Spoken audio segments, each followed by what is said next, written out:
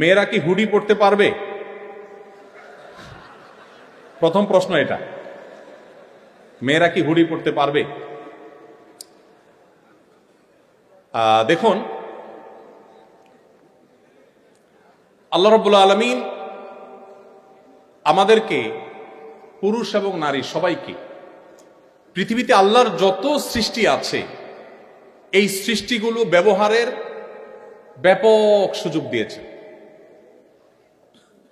আমরা হারাম হারাম শুনতে শুনতে অনেক সময় মনে করি, এই যে প্রশ্ন আসছে মনে, যে হুডি পরা যাবে, আবার হালাল না হারাম। আমরা অনেকে হয়তো জানি না, কোরআনে কারিমে আল্লাহ তাআলা হারামের তালিকা দিয়েছেন, হালালের কোনো তালিকা দেন নাই। হারামের তালিকা দিয়েছেন কেন? কারণ সিলেক্টিভ কয়েকটা আইটেম শুধু হারাম, আর বাকি সব হালাল। ইসলামী ফিকহের একটা গুরুত্বপূর্ণ প্রিন্সিপাল হলো, মূলনীতি হলো যে আল আসলু ফিল আশিয়াই আল ইবাহা। সৃষ্টি জগতের সবই মানুষের জন্য হালাল, সব। যেগুলো আল্লাহ তাআলা নিষেধ করেছেন শুধুমাত্র ওই আইটেমগুলো বাদে বাকি সব হালাল। হারামের তালিকা আল্লাহ কোরআনে উল্লেখ করেছেন, হুররিমা আলাইকুমুল মাইতাতু ওয়াদ-দামু ওয়া লাহমুল খিনজিরি ওয়া মা উহিল্লা লিগাইরিল্লাহ। তোমাদের জন্য রক্ত হারাম করা হয়েছে। রক্ত, এটা আমাদের স্বাস্থ্যের জন্য ক্ষতিকর। মৃত প্রাণী হারাম করা হয়েছে, শূকর হারাম করা হয়েছে। এটা অবশ্য বুঝে আসে না শূকর হারাম কেন করা হয়েছে। পৃথিবীর বহু মানুষ শূকর খায়, কিন্তু তারা ভালো আছে, সমস্যা নাই, বোঝা যাচ্ছে। তাহলে কেন হারাম করেছেন? ওই যে আল্লাহ রাব্বুল আলামিনের সব টেকনোলজি আমাদের বোঝা জরুরি না। আল্লাহ তাআলার সকল নির্দেশের যথার্থতা যদি আমি বুঝেই যাই, আমার বুঝে আসলে আমি মানবো, না আসলে মানবো না, তাহলে তো আল্লাহকে মানা হলো না, আমার বিবেককে আমি অনুসরণ করা হলো। আল্লামা ইকবালের একটি চমৎকার কবিতা আমি বিভিন্ন সময় কোট করি। তিনি বলেছিলেন, जो समझ में आ गई वो फिर खुदा क्यों कर हुआ। যাকে আপনার ব্রেইনে ক্যাপচার করে ফেলতে পেরেছেন, তিনি আবার আল্লাহ কিভাবে হলেন? আল্লাহ তো তিনি যার সকল আদেশ নিষেধের যথার্থতা, যৌক্তিকতা আপনি সবগুলো উদ্ঘাটন করতে পারবেন না। কোনটা 500 বছর পরে হবে, কোনটা 1000 বছর পরে মানুষ আবিষ্কার করবে, কোনটা 5000 পরে মানুষ আবিষ্কার করবে। যে এই নির্দেশ এই জন্য দেওয়া হয়েছে, এই যথার্থতা আজকে বুঝে এসছে। কোভিড-19 সময় আমরা দেখেছি নবী করিম সাল্লাল্লাহু আলাইহি সাল্লামের 1500 বছর আগে বলা ঐতিহাসিক হাদিসগুলো মনে হচ্ছিল যে আজকের এই 2021, 22, 23 এই কোভিড-19 বাস্তবতার সময়ের জন্য বোধ হয় তিনি বলেছেন। তিনি বলেছেন, কোন এলাকায় যখন মহামারী হয় তোমরা সে এলাকা থেকে বের হয়ে যাবে না, আর বাহির থেকে কেউ প্রবেশও করবে না। আমরা শাটডাউন দেখেছি, লকডাউন দেখেছি। নবী সাল্লাল্লাহু আলাইহি ওয়াসাল্লাম এই হাদিসের সাথে যদি আপনি মেলাবার চেষ্টা করেন, মনে হবে যে আজকের জন্য বোধহয় তিনি হাদিসটা বলেছেন। ওয়ারেস বলেছেন 1500 বছর আগে, 1500 বছর পরে এসে আমাদের কাছে সে দিনের আলো মতো পরিষ্কার হয়েছে। ওযু করার আগে তিনি আমাদেরকে কবজি সহ 3 বার আগে হাত ধুইতে বলেছে। 3 বার। কেন 3 বার? একবার ধুলে তো হইতে পারত। আমরা কোভিড-19 সময় দেখেছি ডাক্তাররা আমাদেরকে বলছেন 20 সেকেন্ড ধরে ধুইতে হবে। আপনি যদি ওযুর আগে 3 বার হাত ধোন ডলে ডলে, তো দেখবেন যে আপনি 20 সেকেন্ড হয়ে গেছে হয়তোবা। তো এইভাবে নবী করিম সাল্লাল্লাহু আলাইহি সাল্লামের বহু আদেশ নিষেধ, আল্লাহ তাআলার বহু আদেশ নিষেধ, যেটার যৌক্তিকতা, যথার্থতা হয়তো আমার এখন বুঝে আসছে না, পরে আসবে।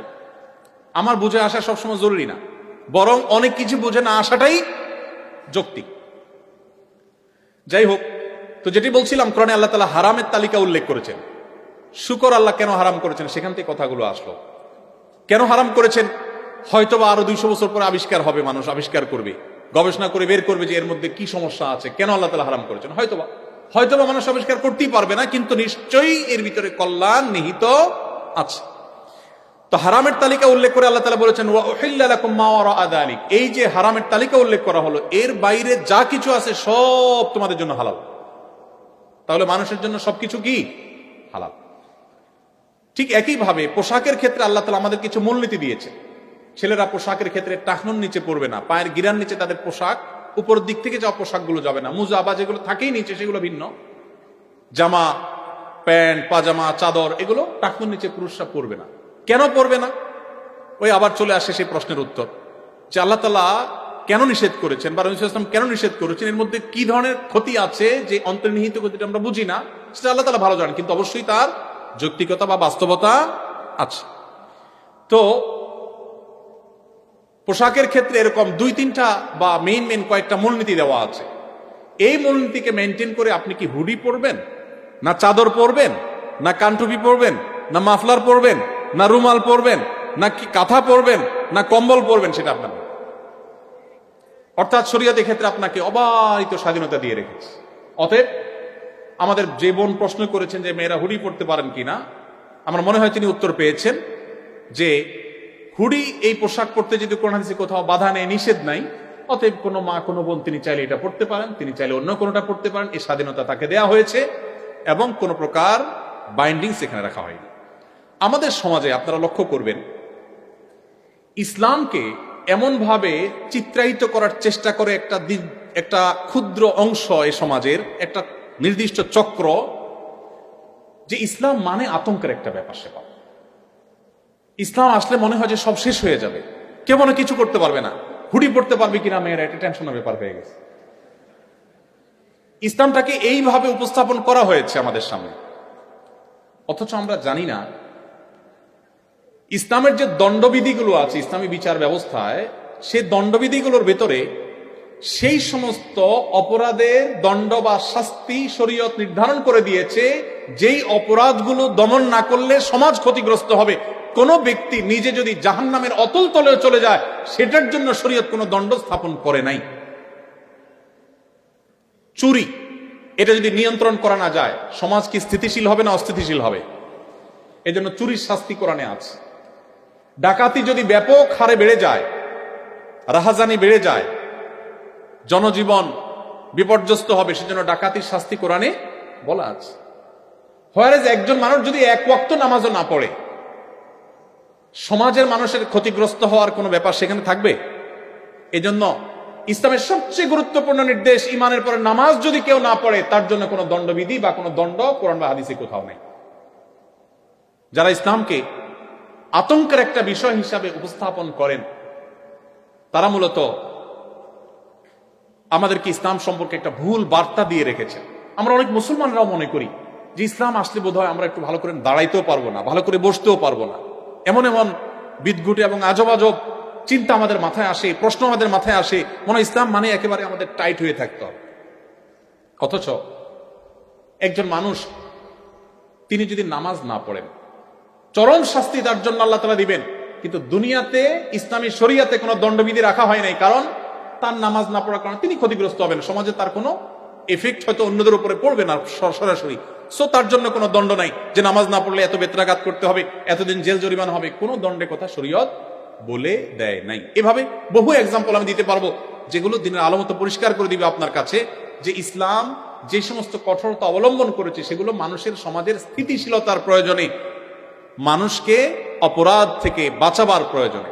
আমি শুধু একটা কথা বলে অন্য প্রশ্নে চলে যাচ্ছি, সেটা হলো এই যে আমাদের দেশে প্রচুর পরিমাণ সড়ক দুর্ঘটনা হয়, একের পর এক সড়ক দুর্ঘটনা হয়, যার যা সে বুঝে কি হারিয়েছে, কিন্তু কোনো বিহিত নাই। ইসলামী শরিয়ার বিধান অনুযায়ী যদি কারোর ভুলেও কেউ মারা যায়, একজন ড্রাইভার তার ভুল ড্রাইভিং এ কেউ মারা গেছে, তাহলে সেক্ষেত্রে যে ব্যক্তি মারা যাবে, নিহত হবেন, ওই ব্যক্তির পরিবারকে এই ব্যক্তি যার ভুলের কারণে মারা গেল, সে 100 ওঁটের সমমূল্য পরিশোধ করতে হবে রক্তমূল্য স্বরূপ, অর্থদণ্ড। কেন?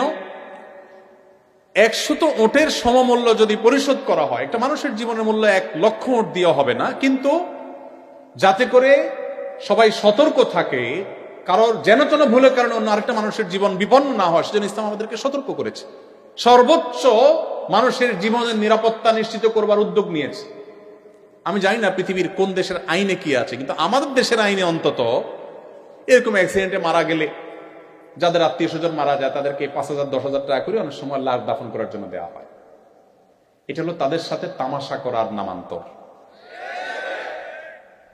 একটা পরিবারের উপার্জনক্ষম একদম ব্যক্তি বা যে কোনো একজন ব্যক্তি মারা যাওয়ার পর ওই পরিবার কতটা ক্ষতিগ্রস্ত হয়, এটা একমাত্র তারাই জানে যারা সাফারার হয়।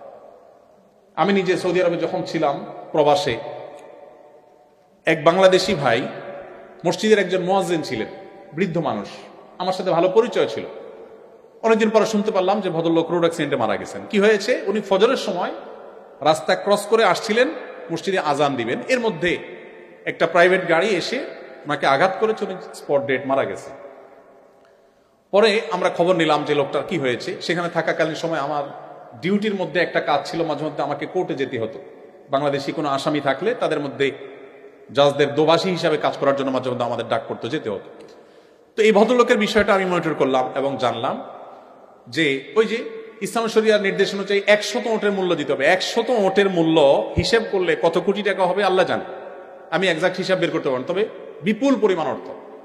এটা ওই ব্যক্তির পরিবারের কাছে যেন পৌঁছানো হয়, সেজন্য যেই ভদ্রলোকের গাড়ি অ্যাক্সিডেন্টে মারা গেছে উনি নিজে পুলিশ ছিলেন, তাকে জেলে পোরা হলো এবং যতদিন পর্যন্ত এই টাকা পরিশোধ করতে না পারবে ততদিন পর্যন্ত জেলে থাকবেন। এত টাকা পরিশোধ করার ক্ষমতা না থাকলে নিহত ব্যক্তির পরিবারের হাতে পায়ে ধরে তাদের কাছ থেকে যদি কমায় নিতে পারে, মাফ নিতে পারে, তাহলে বের হতে পারে। এটাই ইসলামের নির্দেশ। এখন দেখুন এই যে কঠোরতা ইসলাম অবলম্বন করেছে, কেন? মানুষের জীবন নিরাপত্তার প্রয়োজন। ইসলামের বিধিবিধানের যত কঠোরতা আছে সেগুলো আমাদের কল্যাণার্থে, অন্য কিছু নয়। এই একটি বিষয় যদি আমরা আমাদের মধ্যে ধারণ করতে পারি, ইসলাম নিয়ে আমাদের যে আতঙ্ক সৃষ্টি করা আমাদের সমাজে সেটি দূর হয়ে যাবে। অনেক সময় যারা ইসলামের কথা বলি, আমরা ইসলামকে ভুলভাবে উপস্থাপন করি, এমনভাবে উপস্থাপন করি মানুষ ভীত সন্ত্রস্ত হয়ে আতঙ্কিত হয়, সেটি আমাদের ভুলের জায়গা। তো এই জন্য মেয়েরা শুধু হুডি পড়াই নয়, অন্য যত ক্ষেত্রে স্বাধীনতা শরীয়ত দিয়েছে সকল স্বাধীনতা তারা ভোগ করতে পারবে। এটা তাদের চয়েসের ব্যাপার। চয়েসের ব্যাপারে শরীয়ত আমাদেরকে কোনো প্রকার হস্তক্ষেপ সচরাচর করে না, আমাদের একান্ত বিশেষ কোনো সিলেক্টিভ যদি কোনো ইস্যু থাকে সেটার বিষয়ের বাইরে।